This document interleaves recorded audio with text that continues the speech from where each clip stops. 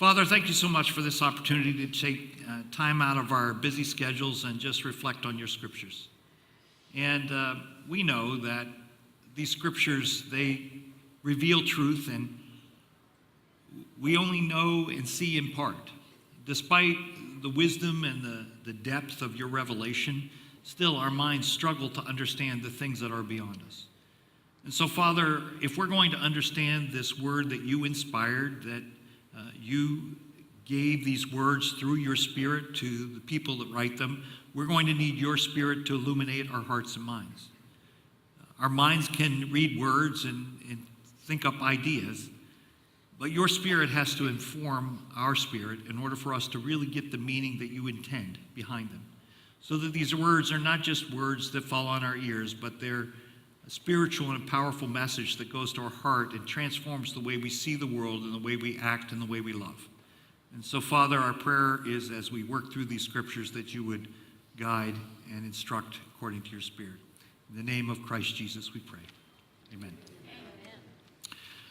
All right, as we begin, I want to begin with a quotation from a famous Christian author, and then I'm going to get your reaction. This author says, "I don't want to force anyone to believe as I do, but neither will I allow anyone to deny me the right to believe that the last day is near at hand. For the history of the centuries that have passed since the birth of Christ nowhere reveals conditions like those of the present. There has never been such building and growth in the world. There has never been such indulgent and widespread eating and drinking as now. Clothing has never been more expensive. Has anyone ever heard of such commerce as now circles the globe? Young men in their 20s now know more than doctors formerly knew, to say nothing of all the new innovation." How many of you would agree with this author? Excellent. The author was Martin Luther, written in 1522. It has been true throughout the centuries that people felt like they were living in the last days. It's a commonality from even in the New Testament itself, this belief that they were living in the last days. And so Revelation has always been an intriguing book to people because of this constant sense that this is not right. There is something broken about this messed up world, and God's got to do something sooner rather than later. It's always been an intriguing book throughout the history of Christianity. And so as we begin our study on Revelation, I want to manage your expectations a little bit. So this is the part where you might not come back next week. But I want to make sure, I'm from the business world, so I want to manage expectations.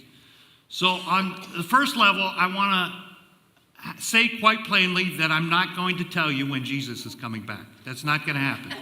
All right? So if you came here to find out the date on which Jesus returns, now you got to go. I'm not going to tell you who the Antichrist is. We're not going to have any identification piece. We're not going to tell you about China and Russia and all those things. That's really not what this text and this course is about. So that's one level of expectation I just want to lay out there. And sometimes what happens is we get into the book and people expected all that, and then they find out by week 3, apparently we're not getting this. And so they go find something else to do. So I'm telling you up front, we're not going to find the answers to those questions here. The other thing I would say to you is we're jumping into the deep end of the pool. This is not easy for beginners. I searched in vain for a commentary called Revelation for Dummies. I don't think there is such a one. And the reason is because the book is just filled with symbols and themes from history and Old Testament. It is a book that requires a lot of insight going in and exposure. There's a lot of inside the park language that you find all the way through this book. And if you're kind of lost a little bit, you're going to miss the meanings. And sometimes I'm afraid that what happens when we look at the book of Revelation, we go in there without that exposure to Old Testament and even intertestamental kind of history and theology and tradition.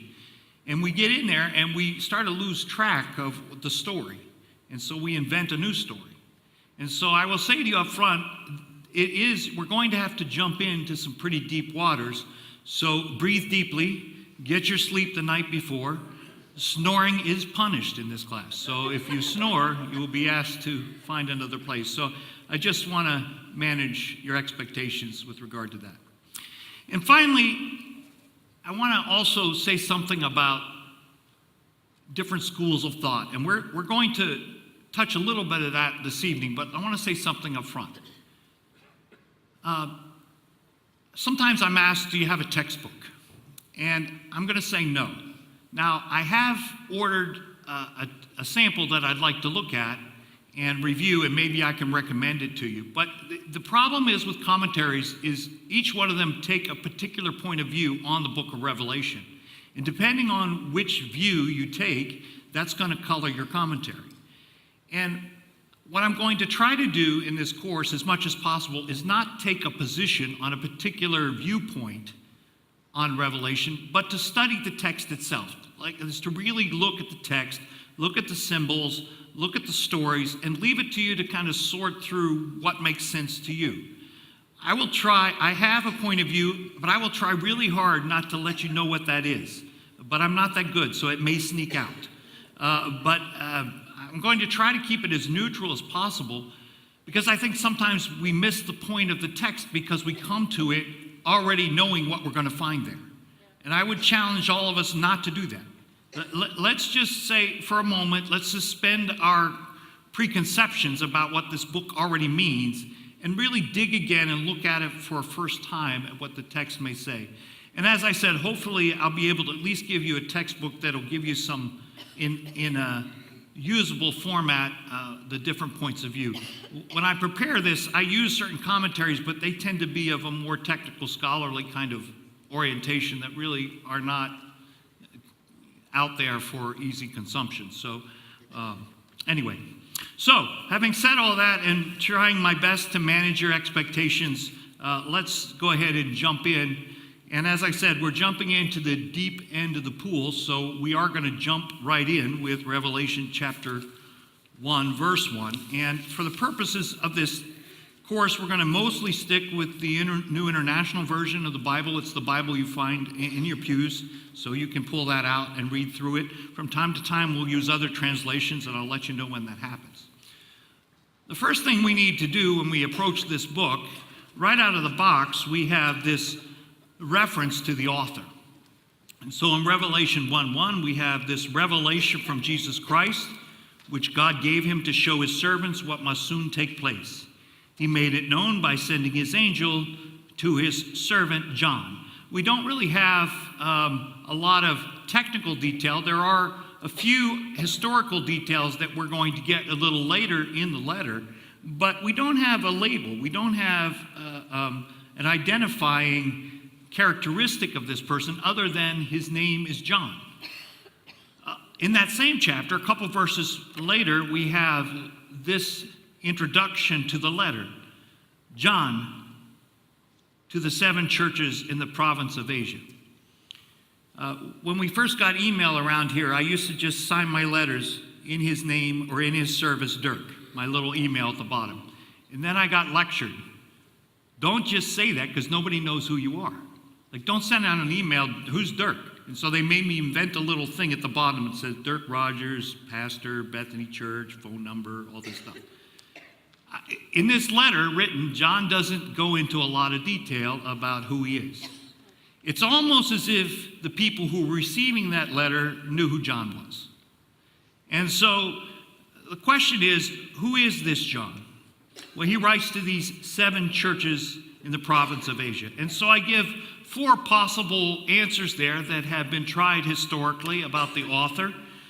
The majority position and the position that we adopt in this class is that it was John the Apostle, one of the original 12, the same John that wrote the Gospel of John, and the same John who we believe wrote 1st, 2nd, and 3rd John. So one John who wrote all 5 of these books, a sizable chunk of material in the New Testament. So in the course we just finished called Who Wrote the New Testament, we go into this in more detail. But overall, that seems to be the position of the early church. If you look at the writers in the first 2 or 3 centuries after the death of Christ, they are fairly unanimous with this belief that it was John the Apostle who wrote this. There are a couple other suggestions that are brought forth from time to time. There is one particular author in the early church that begins to talk about this individual named John the Presbyter or John the Elder. There's not necessarily a biblical reference to him that we can find, but there was this assumption that there somewhere in Ephesus and in Asia Minor, where John the Apostle was, there was another John named John the Elder, and maybe he wrote this particular book. So there's one mention of this in the ancient writings, and from time to time there is someone who jumps on that bandwagon and says that this particular person did it. We don't have any evidence about who this is. We don't have any evidence about what he may have done. It's just that there is one writer, who mentioned that this is a possibility. And also, it seems if you go to this area of Ephesus, there are 2 tombs dedicated to the Apostle John. And physics tells us that either they're divided or they're one or the other. And so the rumor began to circulate that maybe there was another John in that area. So it's a minority position, but some people have it. Still others look at this text and they notice that the Greek that this letter was written in is kind of more symbolic, more rough, more edgy than the polished Greek that you find in the Gospel of John. And so the thought is, well, maybe it's John, but a different John, a John we never heard of before. Just some John, but there's enough difference in the Greek, so it's argued that it probably is a different person. Those who still believe that John the Apostle have reasons for that. I mean, it's a different kind of literature. It's a revelation from God. There are a lot of symbols, a lot of allusions to the Old Testament that may have inspired this. I mean, after all, this person is claiming to have seen God and seen all these visions. I don't know about you, but sometimes that's not when I'm the most articulate. When I see these things, it's not when I carefully polish my words. So perhaps this is more of a reaction. But some people would say that maybe it's a different John.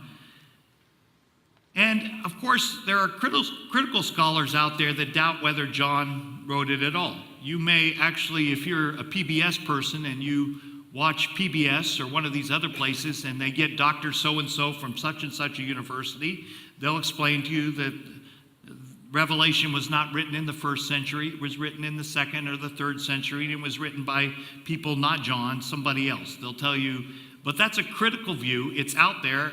Not evangelicals, conservatives don't believe that, but I don't want you to be shocked when you turn into one of these shows on television and they tell you that. There is this attempt to say that it was written much later. But again, that's a different course, a different argument, but for purposes of interpreting the work, we're going to state with the majority position in what is by far the most ancient tradition, that this was in fact written by John, the writer of the gospel. Now, when was this written? Well, again, there are a couple different theories, and it's your decision as to which one you want to go with is going to be determined by a couple different factors. One is that it was written later, and this is, again, the majority view, and probably not just the majority view in our century, but a majority view from the very beginning. We have this particular view mentioned by a church scholar by the name of, or church father by the name of Irenaeus, who was actually a church leader in what we now know as the southern portion of France, is Gaul.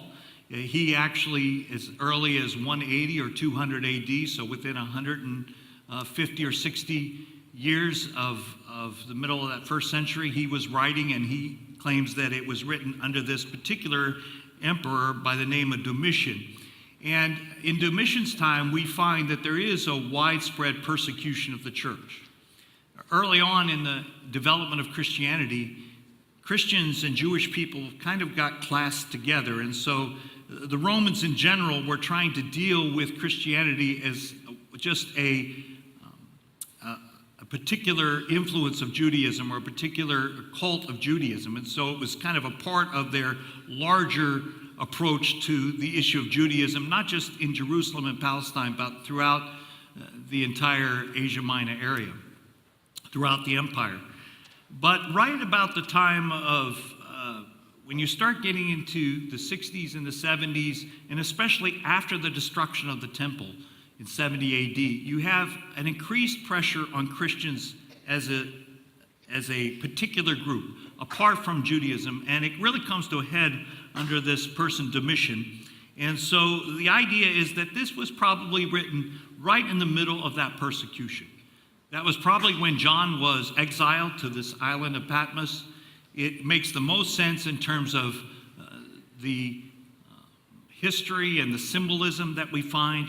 And so that's the view that we're going to take here. Now, there is another view out there that it was done around 70 AD. And for those of you who know something about Roman history and Jewish history, 70 AD is a crucial year in the development of Judaism. That's the year in which the temple is destroyed again. You remember the temple that Solomon built was destroyed in 587, 586 BC by the Babylonians. It remained destroyed until it was rewritten, rebuilt in the closing days of the New Testament. So that temple has been around for 400 or 500 years, and over the years it was getting expanded, and in the time of Jesus it's actually is getting expanded larger than it ever was, even in the days of Solomon. So there was a tremendous growth of that temple in the time of Jesus. But then in the days of when Titus became kind of the general that was sent to quell rebellion there among the Jewish people, he actually destroyed that temple for a second time, and that temple has not been rebuilt to this day. In fact, if you look at current records of or videos of Jerusalem, you see what's called the Wailing Wall, where people stand against it and pray against that Wailing Wall. That is what is remaining still from that temple that was destroyed in 70 AD. So obviously for the history of Judaism, that's a critical year. And there's a particular school of thought about Revelation that those events that are in those symbols in Revelation are all about that event. In other words, they're telling us about that destruction of the temple. And so the folks from that point of view believe that this was written early. It was written right around the time of the destruction of the temple, and maybe even before the temple was destroyed, as a prophecy about what was happening, or shortly after as a reflection on what had just happened. So if you're of that particular interpretation of Revelation, that it's about the history, about the past, they would argue for this earlier date. Where most of the folks who see that, no, this is after. The symbols are what took place after the destruction of that temple. And so that's really what divides the two schools. Again, we're going to stick with the majority view that was written later. But again, we'll show you why this becomes an issue and where the tension arises in the text as we walk through. All right. Any questions about the author or the date? This is the boring part. Don't worry, it won't be on the test. It'll be fun. So now let's get back to the meat and the meaning, all right? And so we have here this opening statement, the revelation from Jesus Christ, which God gave him to show his servants what must soon take place. That word revelation is actually the Greek word that we take the word apocalypse. So sometimes the book of Revelation is called the apocalypse. And this is where that word comes from. It is simply a word that means revelation. I mean, that's what it means. And the NIV translates it that way. Sometimes, though, in the literature of the day, that word takes on a little more intensity. It kind of talks about a particular kind of revelation. It's not just a revelation of words, it's an intense revelation of visions and symbols. It's meant to be impactful, it's meant to be stirring, it's meant to be intense. so that your experience of it, you're not just listening to words and the truth is being revealed to you through a lecture. The idea is that when you see an apocalypse, it's an emotionally driven, charged message. You're not supposed to be able to just sit there and say, well, that was nice. Recently, my wife and I were able to go and see a concert with Andrea Bocelli. I don't know if you know him, but it was unbelievable. It was unbelievable. And you'd go there, and he had 3 guest stars that were sopranos. And you'd listen to these voices, and they had them on this giant screen. So you'd see the faces up there on the stage, but then you'd see these giants, and you'd hear this voice, and you were just transformed. This was not just listening to the radio. I mean, this was an experience. It was, revelation is meant to be, apocalypse is meant to be one of those kind of revelations, where you engage in it, not just intellectually, but emotionally and physically and visually, so that you experience revelation, you just don't listen to it. And so I think that's the notion that this is being carried here. Apocalypse is this intensification of prophecy. Now, as I said, we have a little bit of a problem here. Because as we go to approach this book, people approach it with different presumptions, different expectations, different frameworks. And so I want to let you know what those frameworks are. And then, as I said, I'm going to challenge us to set those frameworks aside and really just dig into the text. But just so you're aware, these are the typical ways. Now, that first version that I have there is called a preterist. Those of you who are grammatical people and English language specialists and have your Latin down know that preter talks about that which is accomplished, that which is finished. And so the idea is that this is past. So the concept is that the discussions, the symbols, the historical revelation, it's all about something that's already accomplished in our day. And so there are commentaries written where people have argued about all those things about, for example, the 666, the Antichrist, that's about Nero. And so that's over, that's done. The temple is destroyed. And so we're talking about something in the past tense. And so there are many commentaries written in that particular place. In some cases, it goes a little bit further, and they said it's actually about events that kind of end when the Roman Empire ends, which, if you know your history, was in the 5th century, when finally the empire crumbled. And it was about the prediction of the fall of the Roman Empire. So there's nothing in Revelation, according to this particular school, which is about the future, from our perspective. From our perspective, it's already done, completed, fulfilled. And so there are folks who believe that way. There's another group of scholars and commentaries that look at history, the book of Revelation, as being a story of the succession of history. In other words, it's still prophecy. It looks forward from the point of view of John. That is, he's looking forward, but he's seeing different periods in church history. And people go and look at that, and they look back across that, and they find, interestingly enough, they're embedded in the book of Revelation, stories of the early church. And if you look hard enough, according to this school, you find the medieval papacy and the medieval Catholic Church in this particular book that molds into the Protestant Reformation. Other people find references to Napoleon trying to take over Europe. Even others who see Hitler in this particular work. It seems to fit up nice with that whole Antichrist model. And so some scholars actually have tried to look at the Revelation and see all these different church ages spelled out. In fact, sometimes they even find it in the letters to the churches. They look at each of the letters to the churches and say, well, this is a representative of the medieval church or the Reformation church. And so they try to do it that way. So that's one point of view. Again, when we walk through them, I'll leave it to you to decide whether that makes sense or not. But just so you know, that view is out there. And some people have gone with that approach. Most of us, I suspect, are of this third category, which are futurists. And the idea is that the majority of the book chapters 4 through 22, are about things still to come. How many of you are from that background? You believe that this book is mostly about the future, right? So most of you come from that background. That tends to be the evangelical conservative understanding. And this particular group kind of divides itself into two classes. And by the way, it's not like you go to school and get a label. These are labels that nobody agrees on. These are just categories I kind of put together. You can go look at the commentaries, and one group will have this name and that name and the other name. This is my attempt to kind of sift through all that scholarly stuff and give you some categories that kind of make sense.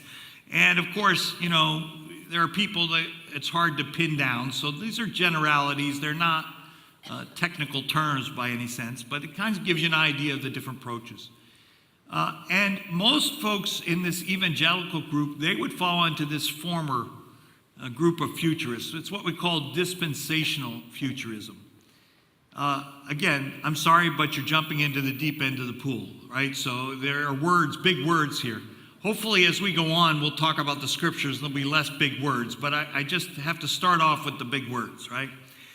And I won't bore you with all the detail of what this means, except to say that there's a particular school in theology that began to emerge in the 19th century, primarily, some would argue earlier, of course, but it became very popular here in this country in the 1800s and early 1900s, and it kind of carried forward. And the thought there is that the history of the Bible should be divided into a series of dispensations or covenants with God's people. And right now, according to that particular understanding of the Bible, we are in what they call the church age. And we're going through that particular segment. And Revelation is about the next stage, what's coming next.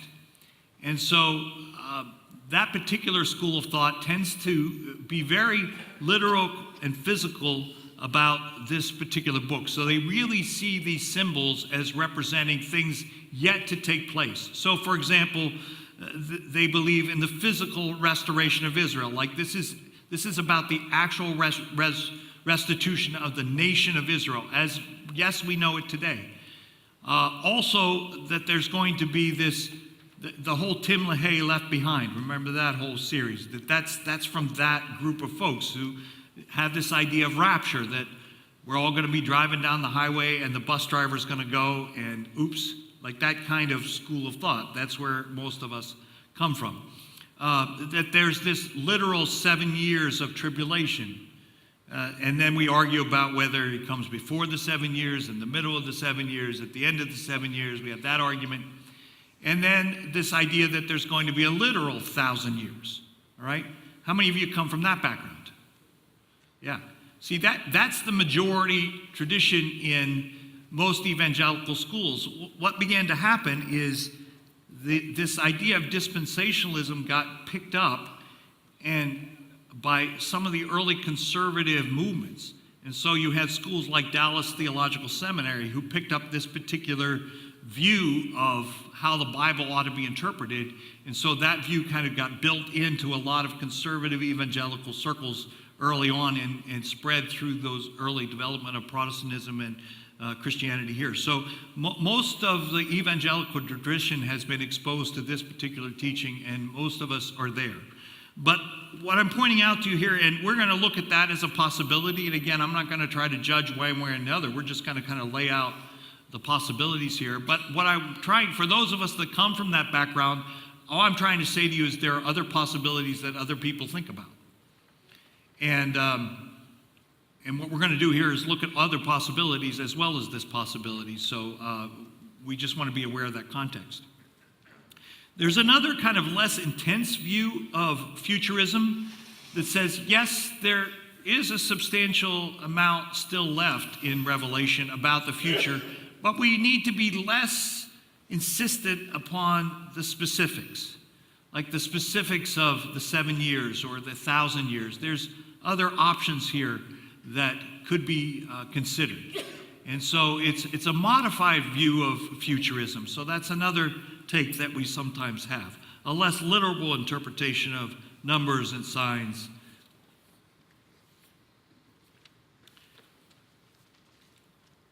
And then we have yet another group or school of thoughts, idealist group. Now this is a group that says, sometimes we look at Revelation and we think it's all about what's going to happen or what has happened historically. But what if the book is not about that per se, as much as it's about the history and the principles and the theology and the eternal realities that are out there? So that it's really not about an unfolding of time per se, it's about an unfolding of an eternal will of God in the middle of all this. And so it's about truth and about grace and about what has happened eternally, not just about what is happening in time. And so we have a group which I've called idealists. Different people have different names for it, and we'll look at those as we go. But that's the thought, that maybe it's not so much telling us what was or what is to come literally on earth. It's telling us what's already occurred in heaven, and then based upon what's happening eternally, we can interpret all the ages of the church, wherever we are. Perhaps that's a possibility. And then there's this other group, loosely coupled, of thinkers who believe that it's not just totally idealism. There are some future ideas here. They're kind of like those modified futurists. They're in there somewhere, that this may be about eternal truth and timeless truth, but there is some components in here that tell us something about how this history is going to end. So I just wanted to point out to you, and I'm sorry to give you all the details and all the technicalities and the scholarly stuff, but it seems to me as we began this process, I want you to know, A, there are multiple approaches and multiple frameworks, and B, I wanted you to be aware to say, oops, I found myself there. I know where I fit in all this, and what do you mean there are other possibilities? I thought there was only one. And what I want to say, no, there are many, and all of them start with the Scripture, and our desire is to be faithful to the Scriptures and how we unfold them, all right? And that's really the point in this next slide. Nothing short of the careful exegesis of the text, uninhibited by prior dogmatic conclusions, is required for the fullest understanding of the apocalypse. And that's what I'm asking us to do here. Let's just set aside our frameworks for a moment and let's really dig into the text and ask the questions, what does this mean historically, without assuming we know the answer? I've been teaching the Scriptures for a long time now. And I can tell you that my joy in this is that the Scriptures always surprise me. Just when I think I understand, God takes me to another level of understanding. It's like this refreshment of water, this refreshment spring that never goes out, the Spirit that always illuminates. And so I always have this, when you feel like you're really sure, take another look. In my seniors class, we're going through looking at Galatians, and I can't tell you how many times I've read through and taught the book of Galatians. I got to tell you, I'm finding that book at a whole different level of meaning and really stirring understanding grace in ways I've never seen before. I liken the Scriptures to a diamond with a million facets, This thing just sparkles. And you can look at it, and no matter how long you look at it, new facets will come forward. And I will tell you that the book of Revelation has a million squared facets. That when you look at it, you can just look at that beautiful image, and it continues to get deeper and richer and more motivating until you get to the place where John is, where it's an apocalypse. It's not just me taking notes in a class. I'm experiencing a symphony.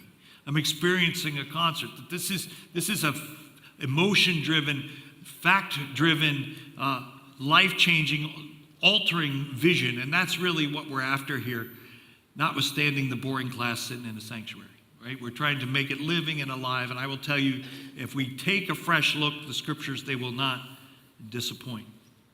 Now, a couple other kind of preparatory ideas as we begin to dig into the text. Every time you deal with Revelation, you get into this tension. Do we take it literally or symbolically? Right? Are these literal years, literal images, literal horses on horseback. What are we doing here? When do we do literal and when do we do symbol? And what I would suggest is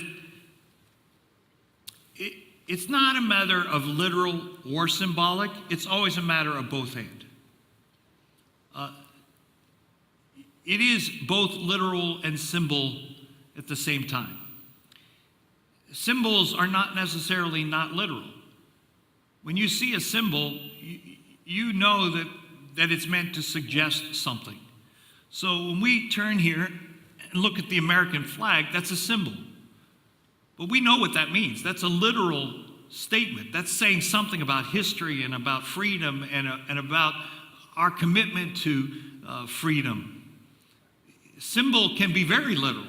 It can say something very, very true and very, very precise.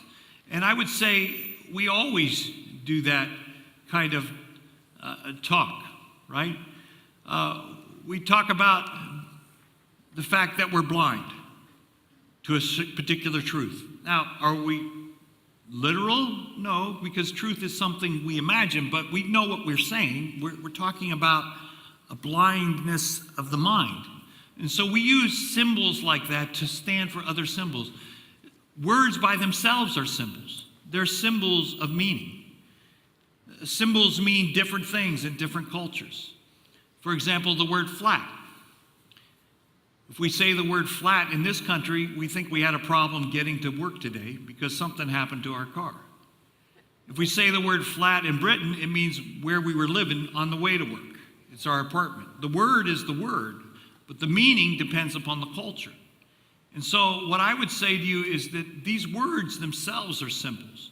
And these images that God uses as symbols, and again, this is apocalypse, so it's meant to be visually stirring. And I would say to you, it's never a matter of should we interpret this literally or should we interpret this symbolically. It's more a matter of when and how. There are symbols all the way through it. So it's not a matter of whether it's a symbol, it is a symbol, or it is a word. It's what does that symbol mean? How do we interpret it? And so I think that argument about whether it's literal or symbol is it's a code for something else. It's a code for which camp do you fall in. And rather than go to that place, I'd rather say, well, it is a symbol and it is literal. What does the symbol mean? Let's not fight that battle of either or. And it's a matter of not whether whether a symbol is introduced, but when it is introduced. Its symbols are all over this book, and you can't interpret it literally from end to end as if there are no symbols. It's just a matter of when it's going to occur and how to interpret. And we see that all over the place. There are images. It applies to images. It refers to types. There are all kinds of borrowing from the Old Testament. One words, like the word Babylon appears. Well, what does that stand for? I mean, Babylon as an empire was pretty much gone by the time of Jesus. But obviously when it's being used as a type of something. So a type of what? That's really where the discussion begins. In Numbers, the number 7, the number 1,000. These are symbols. Now, do they refer to a literal 7 years, or does the 7 years refer to, are they a symbol of something else? These are all things that we'll have to sort through and see what makes sense. But the reality is these symbols, they fly all the way through the nature of apocalypse. That's what they are. And so we'll have to do that. Notice this text we've taken from Revelation 1 and 2 here. It says, the revelation from Jesus Christ, which God gave him to show his servants. The word there is visible. In other words, these are meant to be things you see.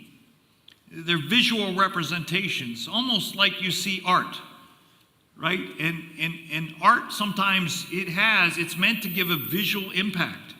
It's not always about precise scientific language, it's art, right? And so I remember one time I was in our fine arts class I think it was my freshman year of college. And I went to school outside Nyack College. It was right outside of New York City. We took a bus into the Museum of Fine Art. And there I was, with all my wisdom coming from Western Pennsylvania farmland, going into New York City at the Museum of Fine Arts. And we were looking through art, and there was this, I remember this one particular piece of art. It was a black box like this. And we came back and we had to have a conversation. You have to talk about these. And I remember I wasn't as hopefully wise as I am now. I actually said what I thought in those days, which was not good. And I remember saying to my professor, like, I'm trying to be understanding here, but I don't get it. Like, how is that black box art? And so she proceeded to tell me and explain to me that it's what you feel and what you experience. And I would say to you that right here in the text, and I didn't want to tell her what I was really experiencing, but that I was wise enough to know at least that. This is meant to be like he's meant to show. These are visions, these are images. And so by the very definition of how God chose to reveal to John, we see symbol. It's the very definition of what happened. It's an image that's supposed to suggest. So in our attempt to say, what does this mean? We're going to want to be scientifically precise. And we have to ask, is that really the point here? Is he trying to suggest a picture here? And it is to show this. And this showing is a made it known. That is, it is a revelation. There is some truth being communicated through these images. And that's the challenge of Revelation. We're trying to interpret symbols and pictures and images and references and types. And also, John testifies to everything he saw. Sometimes when I teach, I encourage about New Testament, I present an image, and we're not going to do the homework here because you guys didn't pay the big bucks, so you don't get the homework. But I'd have them describe an image and show them a colorful spectacle that you'd see on the street, just whatever it might be, a parade, and ask the class to summarize it. And then we read each other's accounts. And what you see is it's hard to summarize what you see in precise words. All that to say that that's what we have here. We have a record of a vision, which is revelation, which is God wants us to see. But this is John giving a witness of what he saw. The revelation to him was this vision, which now he records and put down some words. So we're always trying to listen to him and try to get a picture in our mind of what he's saying. So I always tell folks when they interpret the scripture, it's good to have a good imagination. To get into there and not to invent truth. We're not about inventing truth. But obviously by the very nature of the revelation, there's a picture being described. What is that picture? And we have to try to do that, especially as we're working through Revelation. Now, lastly, I want to say a couple words about, I say lastly, but we're only about halfway through, so that's not lastly.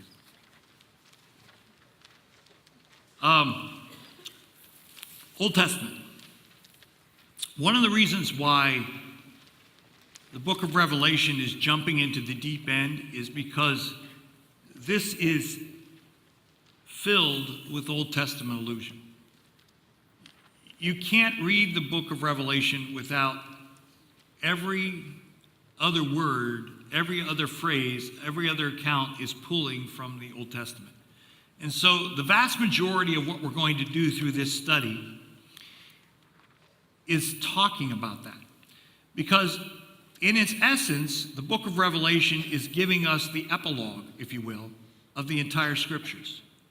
The whole point of it is to tell you what the bottom line is, what the summary is, what the big meaning is.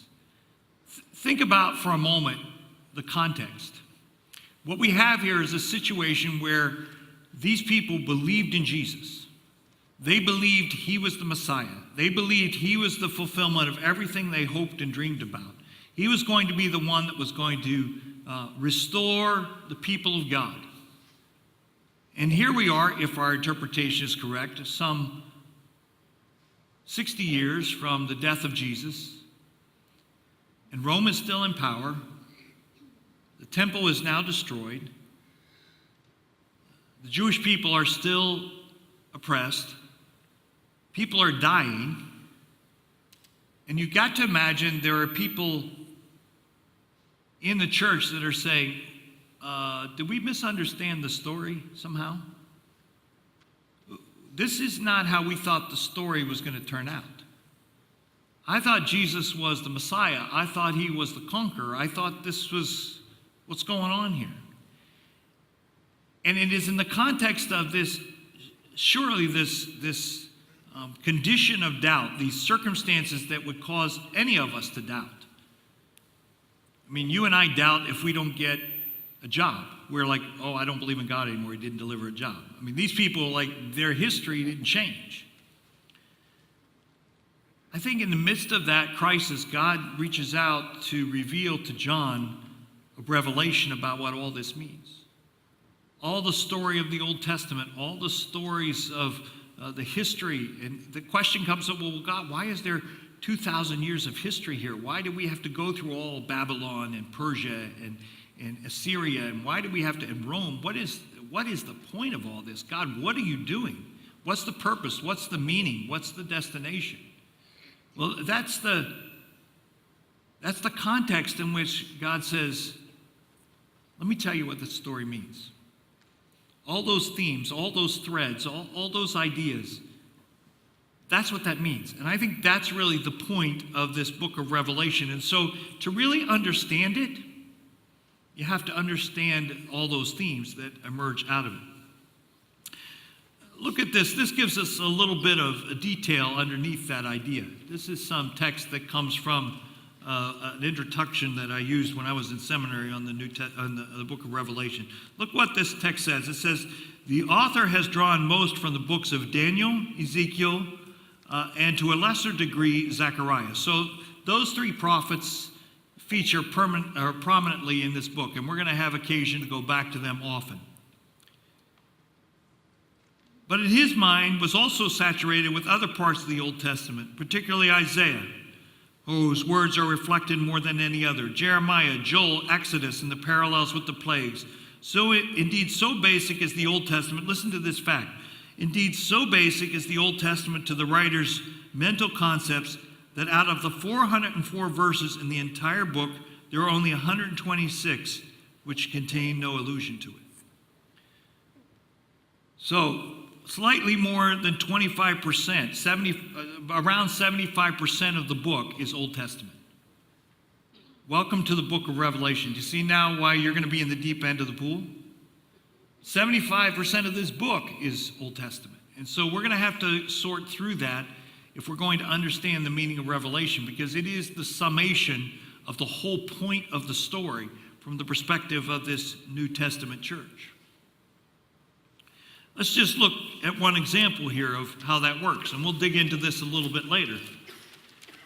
There are allusions here that are very, very emphatic. Look at this one. In Revelation 1:1, we just read this text, right? We all read it, and it seemed pretty straightforward. The revelation from Jesus Christ, which God gave to him to show his servants what must soon take place. Seems like a pretty straightforward statement. It's just an introduction. And yet again, if you have an Old Testament understanding, if you're immersed in the Old Testament and you had a firm grasp of it, immediately you would say, I've heard that before somewhere. This is not a new story. This is ringing a bell in my ears. And so, sure enough, we go back into this vision that Daniel had, a similar kind of vision. And it starts this way, but there is a God in heaven who reveals mysteries, and he has made known what will be in the latter days. So this same idea that this God is revealing this mystery, and he has made it known, which God gave him to his servants. But in Daniel's day, it's what will happen in the later days, the latter days. But when we see this reference in Revelation, which will soon take place. See, you miss that whole subtle distinction if you're not aware of Daniel. And so there is that idea that in every word, in every phrase, there is these Old Testament allusions. And that's why I would say it's such a delight to do this book. You can't ever read it again and without going, aha, wait a minute, I remember that. And you start reading Isaiah and you're saying, oh, now I get it. And this is one of the things I love about the scriptures, is that God did it this way. Let me give one more let me just give one more thought. Part of the challenge here is that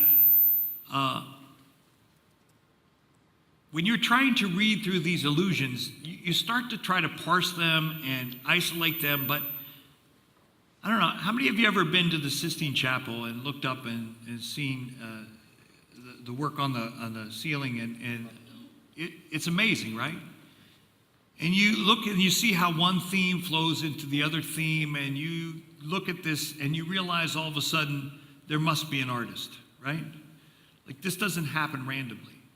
When you read a book like Revelation, you begin to see that this Bible, an artist painted this. It was not random. It was not fragmented.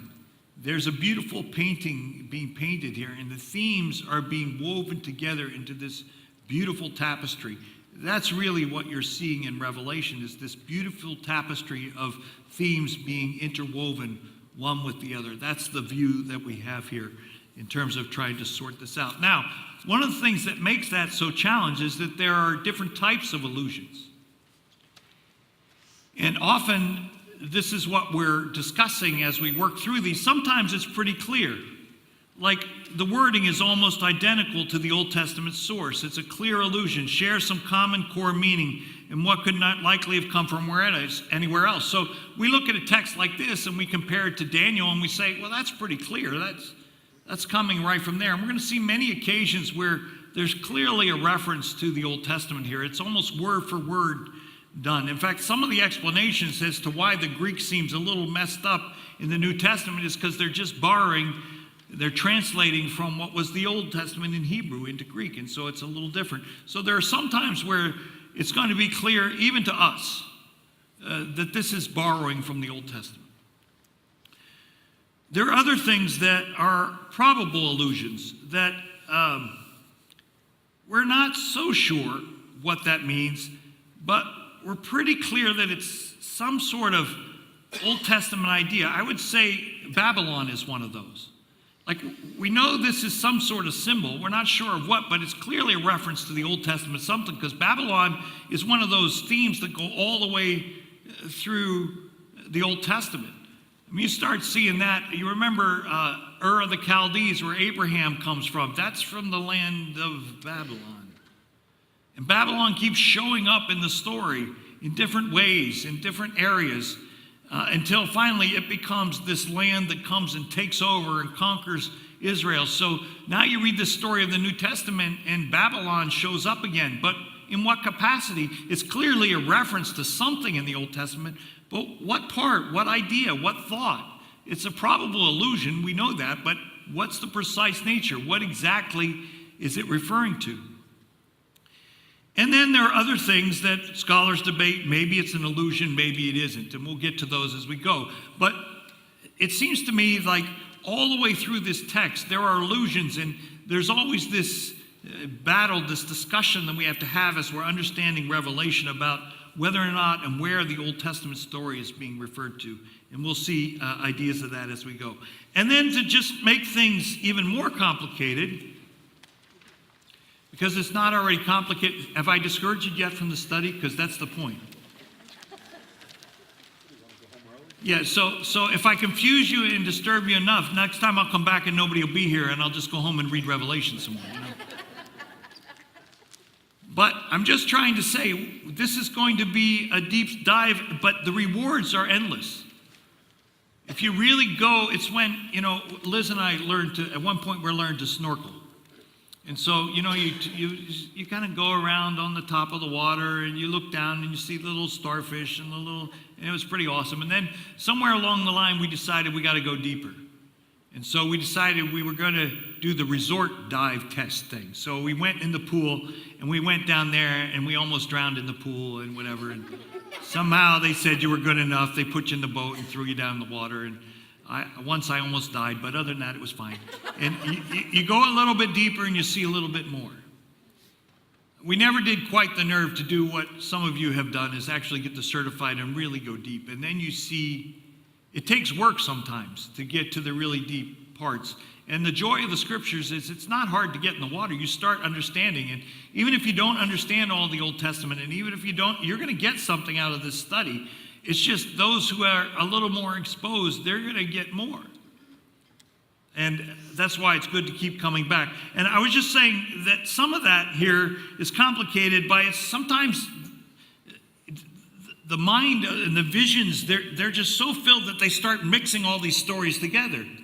Like you have the plagues that are kind of language about the plagues mixed together with images that come centuries later in Babylon. And they're just shifting from, it's like, do you ever listen to one of those literary people just talk to you and refer to all these things? You're like, I have no idea what book he's talking from. Or I know which movie he's quoting from. They're just randomly, but to the people who know, see, that's going to happen. He's just going to mix these metaphors and mix these references and mix these symbols, and he kind of flows from one to the other, and he's going to kind of expect you to know that. But if we take the time to dig through these and understand them, the whole richness of the whole story comes to light. I often use the example of Downton Abbey, right? How many of you watched the Downton Abbey series, right? Yeah, my wife drugged me through that one. That was pretty exciting. So we had to watch all those like 5 times. It was great. So, the thing with that one is you could go in and you could watch one of those and you could kind of understand what's going on. But it really made sense if you watched the whole thing and you realize that guy, the reason he's doing that, because what happened in episode 2, you remember the time, and of course I'm only half paying attention. So I have to have my wife explain it to me for like 6 times. Like, what did that guy again, whatever? And so in the same way, when you study the book of Revelation, the more you know about the themes, the more this stuff starts to come together, because the author is weaving this tapestry of color and story. And so we're going to have to do that as we walk through this. All right, so I think I've hammered that nail enough times to let you know that the Old Testament is going to be pretty important here. Now let's talk about structure. I find this is an interesting quote from one of the sources I use. He says, "A blessing and curse of John's apocalypse are the many commentators who have attempted to interpret the book. This is especially true of the many outlines proposed for its literary structure. The diverse proposals are a maze of interpretive confusion." This is some guy who wrote, very smart, wrote a lot of commentary on this. He says, yeah, it's a mess. We don't understand. People who, you look at this book and you try to make it an outline. 1A, 1B, and the truth is, everybody has a different theory about how this book is organized. What's the structure? And let me just say up front, there's no right answer to this question. There just isn't. It's hard to outline a circle, You just can't do it. And that's really what we have here is, so, and those outlines are certainly going to be broken up according to your particular perspective on the book. So, having said that, the analogy I use is it's more a symphony than an outline. How do you outline a symphony? I mean, it's hard. It doesn't happen in a straight line. It's themes on top of themes, intermixing with themes. That's what the book of Revelation is all about. And so it's more outline than symphony. And if you experience this together, you get to see those themes just playing on one another, and they'll repeat themselves and get louder and then diminish, and you begin to see this brilliant picture emerge. And that's really the point of the book. And so how do you outline a symphony? Well, you don't. You try to describe it. And so one of those themes, for example, we're going to see here, if we try to talk about the structure of the theme, there are multiple themes that get repeated. Some of it is sevens. And so we have 7 letters, 7 seals, 7 trumpets, 7 bowls. The number 7 keeps showing up. It's like that theme that keeps coming back in a symphony, that you keep hearing that 7. It's slightly different volume. Maybe the piccolos play it this time instead of the bassoon.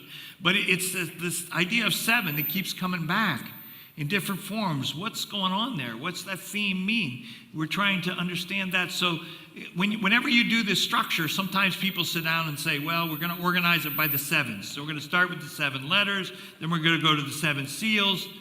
Oops, then you get to the 7, wait, when's the fifth, and then the sixth, and when's the seventh? Wait, oh darn, then the seals merge, and you're like, okay, that didn't work. Because you're trying to outline a symphony.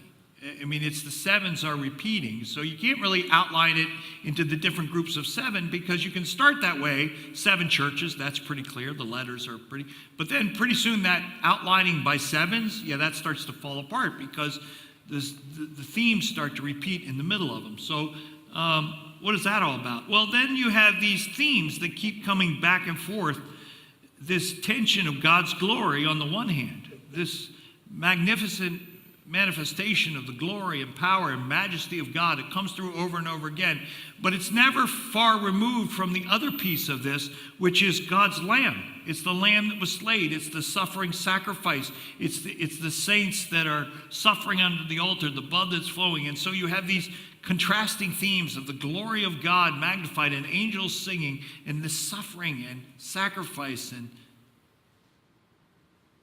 mixed together. We have judgment.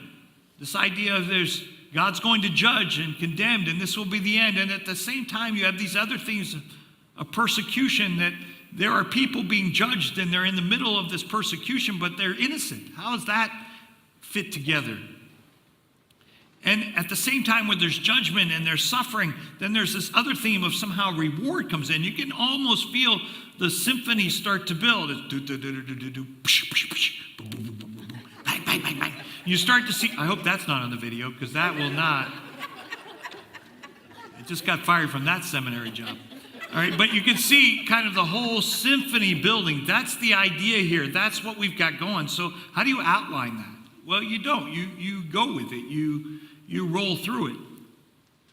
And then you have these, it's on different scenes. It's different backgrounds, different labels, and sometimes you kind of struggle as to where are we in the scene? At one point I thought it would be a good idea to get tickets to the Boston Ballet. It was like my wife and I, we needed to spend quality time. We were both in corporate, working way too many hours. And one of my mentors said to me, all right, by next week, I want you to tell me what you're doing to take your wife out, and I don't want any excuses. Don't come to me and tell me anything other than here are the tickets. So we went out, and I got us season tickets. Back in the day, we were making good money. I made season tickets to the Boston Ballet. I had no desire to go to the Boston Ballet at all. But I went, and it was awesome. And one of the things I loved about it is you'd go, and part of the story as it unfolded, not only were these men and women tremendous athletes that were just amazing to watch what they could do, I was like blown away by the beauty and the sheer athleticism and power and strength and precision of these people. But the story was told through manipulation of backgrounds, like you knew which scene you were in, and it was amazing how those scenes, part of the symphony here is understanding the background. What part of the glory and the majesty of this book is that it takes a place against these different scenes. This really is, I titled the story, where heaven, earth, and hell collide. I mean, that's really the story of Revelation. You have this magnificent themes of the throne of God, and this combination of the Holy of Holies and also the throne room of God combined into one image. This holy courtyard, if you will, as well as throne room, as well as altar place, center of the temple, like this combined complex image that's clearly an image of heavenly thrones. And then you have these earthly battles, this image of the temple, this people on earth dealing with these struggles. And then you have these images of the abyss where these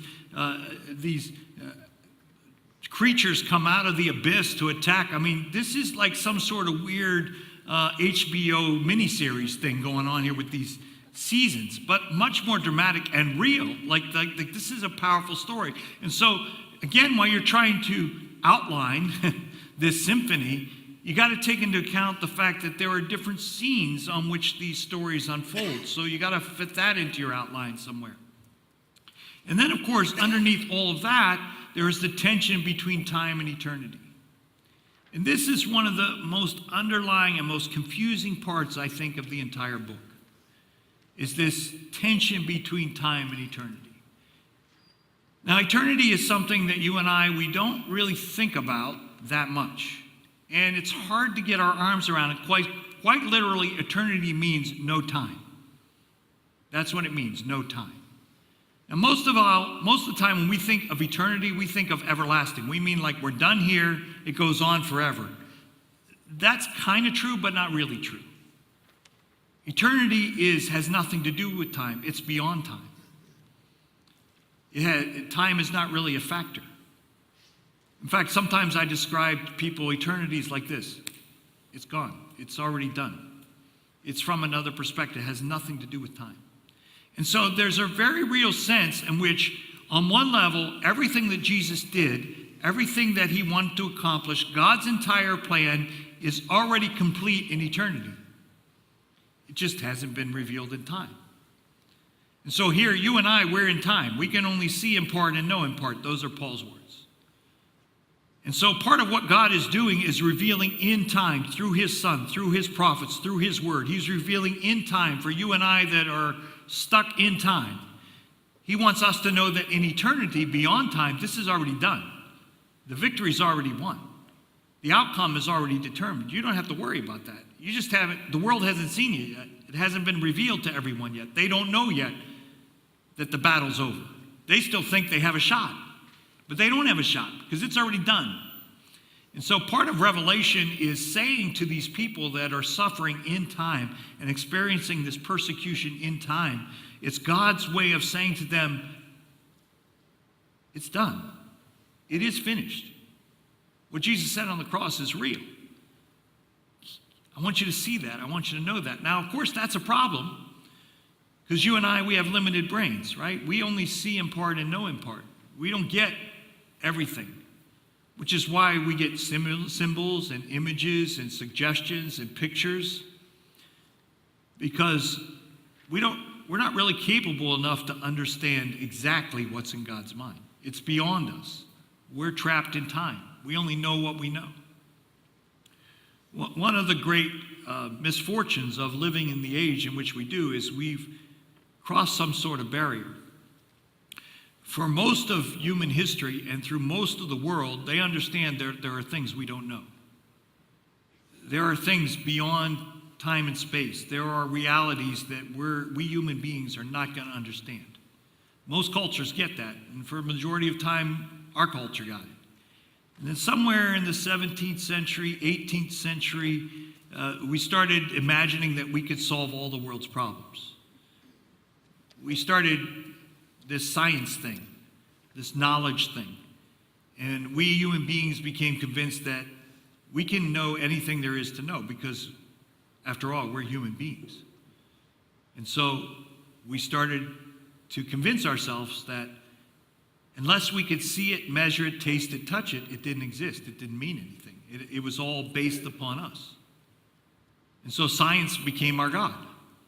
And basically, if we can't do it through science, then we have to doubt whether it is. Well, that's a minority position in terms of history and in terms of world cultures. That's a minority position, but we Westerners all bought it. We paid big money at college to learn all about it. For the world to convince us that unless science can prove it, it didn't exist. Well, Revelation is saying, oh yeah, it exists, it's real. Just because you don't know it doesn't mean it's not true. And what God is trying to do is reveal through symbols and through stories and through power what we're not going to understand. So there are things beyond our mind that we're not going to get, but he's trying to reveal these things to us in a way that helps us to understand eternity, even though it's beyond our ability to understand really. And so there's always this tension between time and eternity in this book that we're going to have to come to grasp with. So what I've essentially just argued is there's no possible way to outline this book. It's impossible. Can't be done. So with that in mind, let me tell you how we're going to outline this book.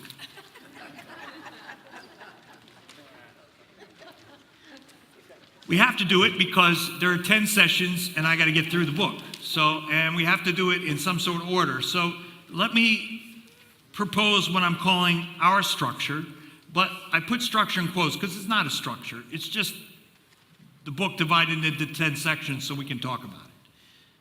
And these are the sections we're going to go through, and I won't bore you with going through them minute by minute now, but that's really, this says 9 sessions, so we have a bonus session in there. There's actually 10. So When I first taught this, I had 9. I guess this builds in a snow day.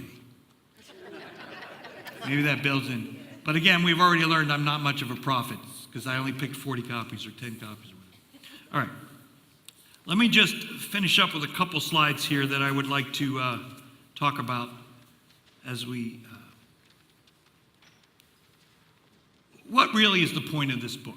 I said up front that we're not going to talk about when Jesus is coming back. We're not going to talk about the Antichrist. We're not going to talk about Russia and China and all that stuff. So what are we doing here?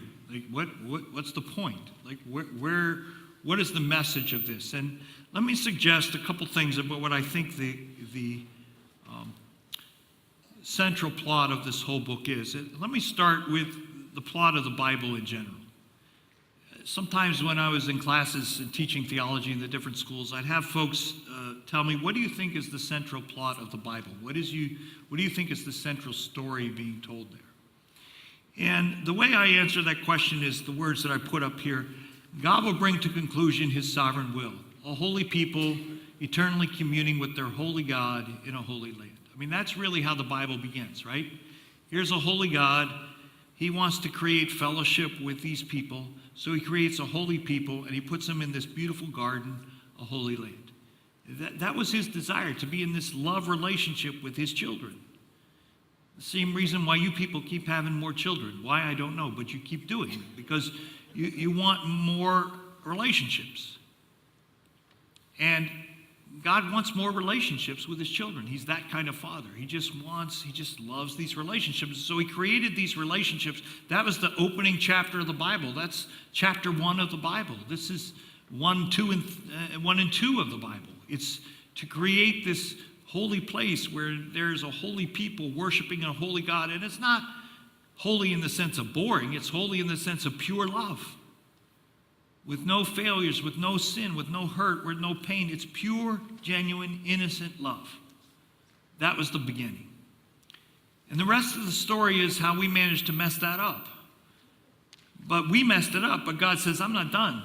I'm not done with my plan. I'm still going to have a holy people worshiping me in a holy land. It's going to happen. We keep one generation after another, keeps messing up, and we mess up, and God said, yeah, but I haven't given up on the plan. This is going to happen. And so there's another generation, and we're like, why God, why God? And he scares us once with the flood and said, yeah, I'm pretty much done with this plan. And we think the whole idea of God is over. But then he relents, and he says, no, we're going to keep the plan going, and he creates a new people called Noah. And in fact, if you follow the story, you get this cycle that I put over on the right, and I probably should have drawn it as a circle, but this cycle keeps repeating itself. The cycle of creation, and then God creates this garden, and then humanity rebels, and then God says, okay, that's it. I can't have a loving relationship for people that won't be in holiness, because, look, holiness or sin, it breaks a relationship. You can't have a loving relationship when there's sin involved. And so God judges that and says, okay, so he says to the first couple, you're out. You're not in this garden. You can't be in this perfect relation with me if you're going to chase other gods. It's not going to happen. And then God says, yeah, but I'm still not done. So he creates again. And so he lets that go on for a while, that rebellion, and then he eventually judges it in the flood, and then he starts over with Noah. There's a new creation. That works for about 10 minutes, and then his children start to go back into the cycle again. And do you get into another mess? Do you get to Genesis chapter 11? And God says, okay, all right, we're going to start again. Pick this guy from Abram. Take him out of this land of the Chaldees, over there where Babylonia is going to be, this land of sin and rebellion. And I'm going to bring him in, and I'm going to make him a holy people, and I'm going to put him in a holy land. I'm going to create a new people. That works for 10 minutes. Then that people starts spinning out of control, and they go into rebellion, and God says, okay, we got to fix this. And so they're in captivity in Egypt.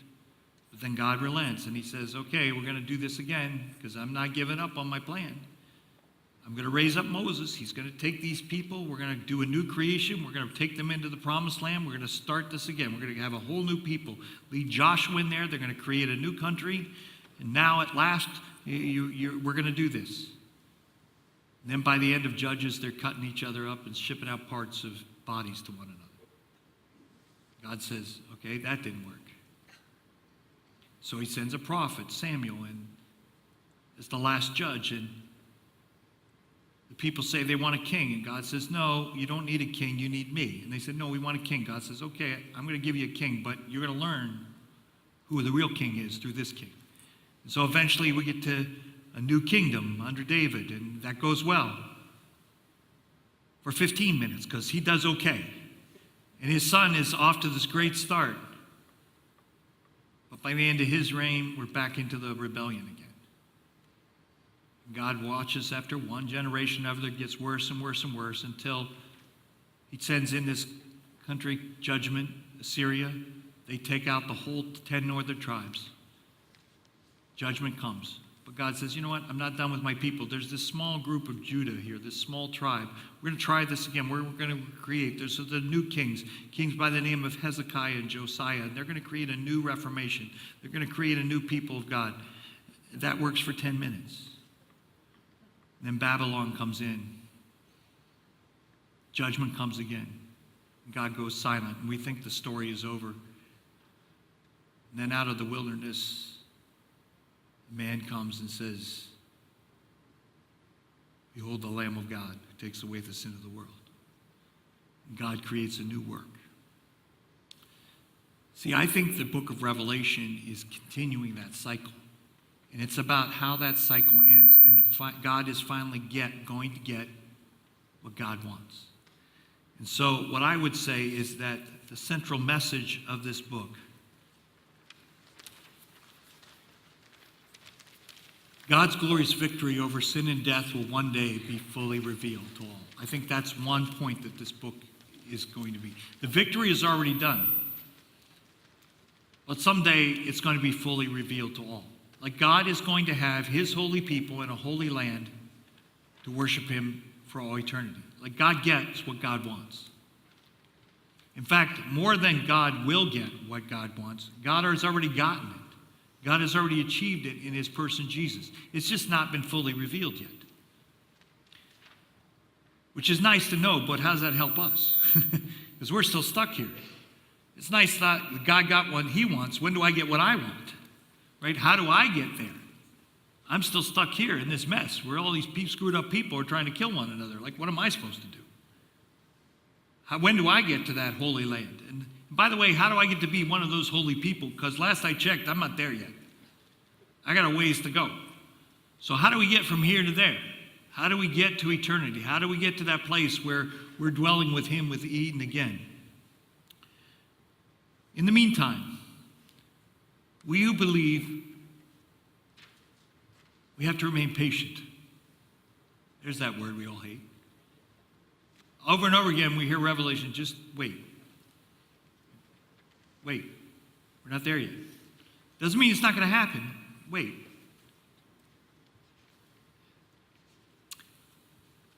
And remain faithful. Don't give up. I tell people all the time, God doesn't demand total perfection. He demands faithfulness. We just have to stay faithful. Don't give up. Don't give in. Don't stop trusting. Don't stop believing. Don't start worshiping the beast. Don't start giving into the lies. Don't start giving up on the lifestyles. Don't stop believing that God did this in Christ. Don't give up. Because someday you're going to see what all the angels in heaven see. You're going to see what all those who have gone before have already seen. You're going to see the thing that you see in part now, this vision that John sees. That's going to be your daily view from your front window. You're going to join all the angels in heaven with this song, but right now, you're a witness. Right now, you're here to bear witness. In the suffering, in the trials, in the hardship, you're there to be witness because there are generations of children, his children, that don't know yet. They haven't seen eternity. but eternity is being revealed into you. The rebirth of his holy people in his holy land is being done in you. And so this story of God's grace and forgiveness and mercy, that story wins. And that to me is really the story that's at the bottom. So that we should remain patient and faithful so that we can share completely in this victory. As you and I live in this culture that's so messed up and so divided and so broken, I don't know how many times a week or a month you cry out, "How long, Lord?" I do it more than I would like to admit. And quite often in that image, I see that image in Revelation of these martyrs who are given the robe and said, "Just hang on." Hang on. Don't give up. Don't give in. Because the victory is already assured. That the outcome is already certain. I just haven't revealed it to everybody. But one day I will reveal it, and every knee will bow, and every tongue will confess. We just happen to know that now. God's revealed it to us. So we have a reason to keep living. Well, that is session 1. So hopefully what we've done is discourage you from coming back. No.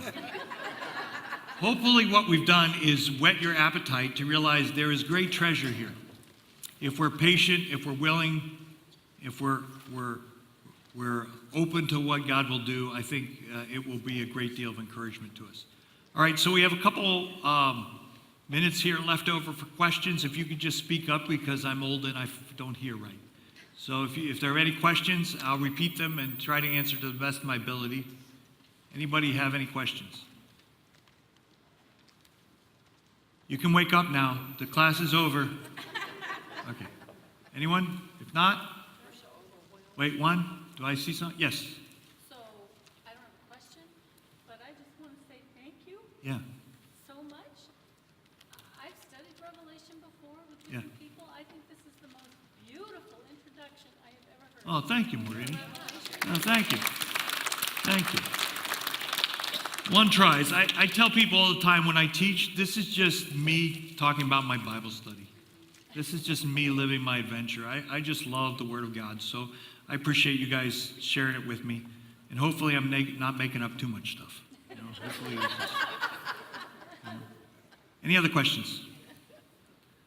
All right. I have a class that knows everything there is to know about Revelation. That's awesome. All right. Come back next week and we will continue. And hopefully I'll have a little book that I can recommend to kind of give you a starting place. All right? Thank you. Thanks, folks. Awesome. Good.